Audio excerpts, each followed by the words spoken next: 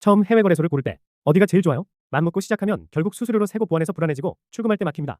오늘 영상은 수수료와 안정성 두 가지 기준만으로 해외 거래소를 비교해서 초보자도 바로 내 상황에 맞는 선택을 할 수 있게 정리해드릴게요. 이 흐름대로만 보면 코인 거래를 더 깔끔하게 할 수 있고 불필요한 실수를 확 줄일 수 있습니다. 먼저 수수료는 단순히 싸다 비싸다가 아니라 내가 어떤 거래를 하느냐에 따라 체감이 달라집니다. 자주 사고 파는 사람은 거래할 때마다 나가는 비용이 계속 쌓이고 오래 들고 가는 사람은 거래보다 출금이나 환전 과정에서 손실이 생기기 쉬워요. 그래서 비교할 때는 거래 수수료, 입출금 수수료, 그리고 거래가 오래 걸릴 때 생기는 추가 비용까지 같이 보라는 겁니다. 안정성은 더 간단하게 생각하면 됩니다.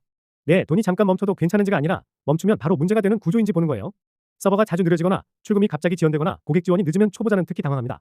그래서 거래소를 고를 때는 보안 인증, 자산을 어떻게 보관하는지, 출금 처리 속도, 고객 지원 응답 품질 같은 평소엔 티 안 나지만 사고 때 드러나는 요소 늘 체크해야 합니다. 실전에서는 이렇게 접근하면 깔끔해요. 먼저 본인이 하는 거래 스타일을 정해요. 하루에 여러 번 매매하는지, 주일에서 2회 정도인지, 선물도 하는지, 출금은 자주 하는지부터요.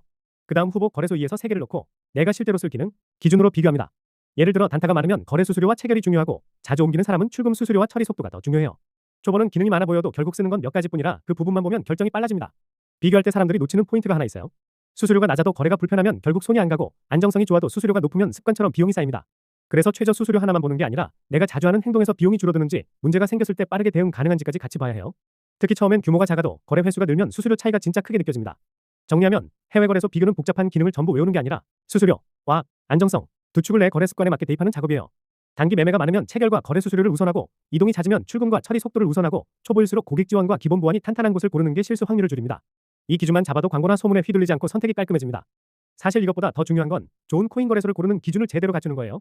국내 거래소는 거래 수수료 부담이 크고 앞으로는 세금까지 신경 써야 해서 많은 한국 투자자들이 해외 거래소로 이동하는 흐름이 생기고 있습니다.